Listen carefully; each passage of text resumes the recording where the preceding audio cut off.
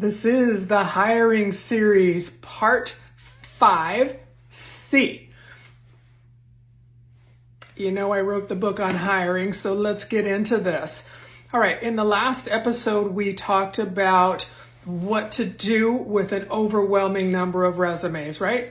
You get 1,000 resumes in, you quickly narrow it down to 100, then you divide it into folders. I spend less than 1 minute per resume. Now, out of 1,000 resumes, 900 of them aren't qualified, period. So when I get to the 100 that are qualified, I will spend less than 1 minute per resume because I know at a glance what I'm looking for and what they have or don't have. So, right, so we talked about people. These are the people we put in the to call folder. So here's what we do from there. 50% of the people, more than 50% of the people that you contacted will not reach out to you. Oddly enough, this 50% the whole group sent their resume to you. I wasn't cold calling out in the world.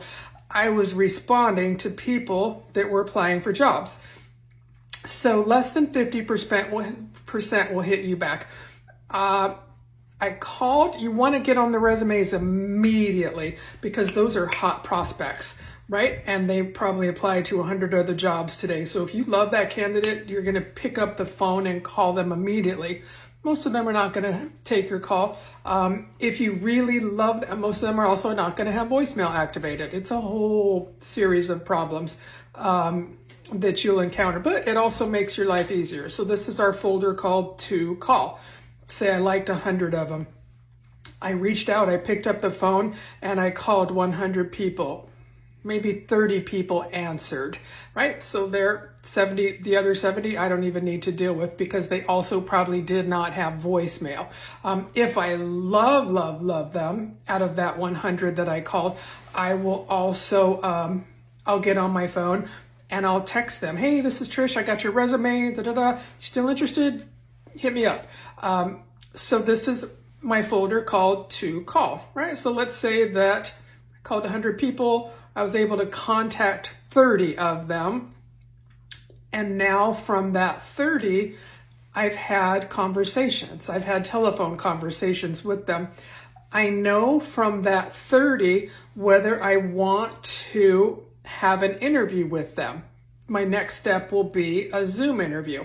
So while I'm chatting, I'm wearing earbuds so that my hands are free and I'm writing on their resume. One of the things I ask while we're just talking is just tell me a little bit about yourself.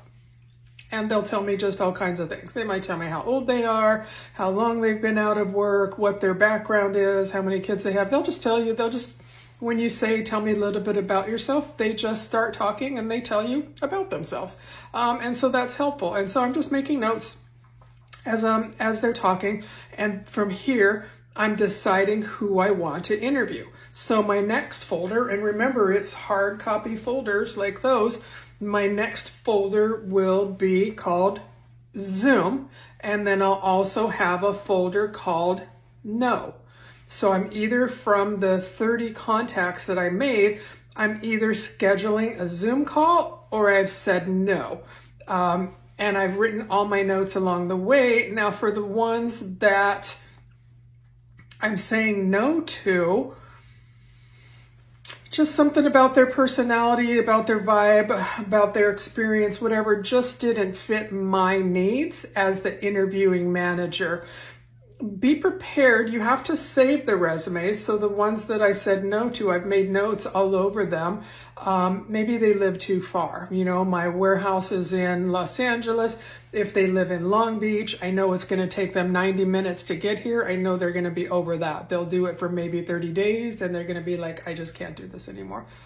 So what you don't want to do as the hiring manager, you don't want to make any notes on there that you wouldn't want the labor audit board to see, because they have the right at any time to come in and ask you to see the resumes that you've looked at in the last year while you were hiring, to make sure that you didn't have discriminating practices in place. So don't write things like, she has 5 kids, or she's Catholic, or whatever.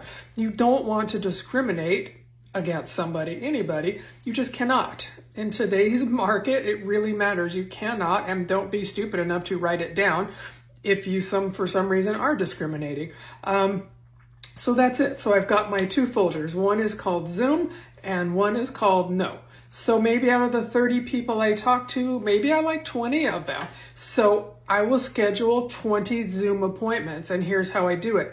I give them a specific day. I want to get through all 20 appointments in one day. So I'll say I'm doing interviews Thursday, and I give them a couple of days. So let's say that today is Tuesday. I'm doing interviews Thursday.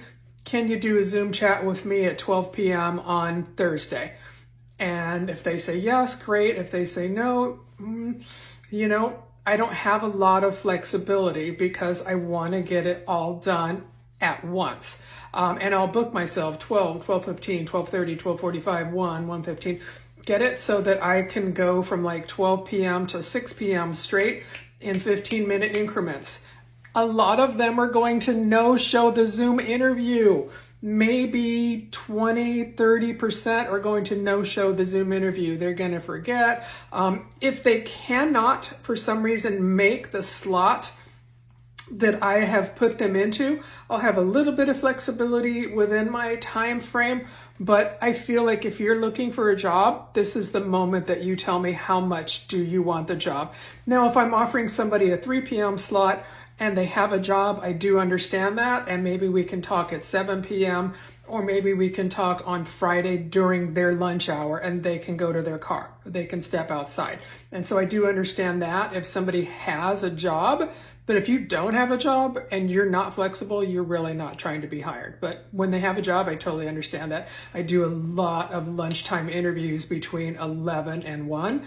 Because they have a job. They're looking for something better. They're looking for something different. Okay, so that is section 5C, talking about the wrap up on the scanning process. On our next section, we're going to talk about the interview itself.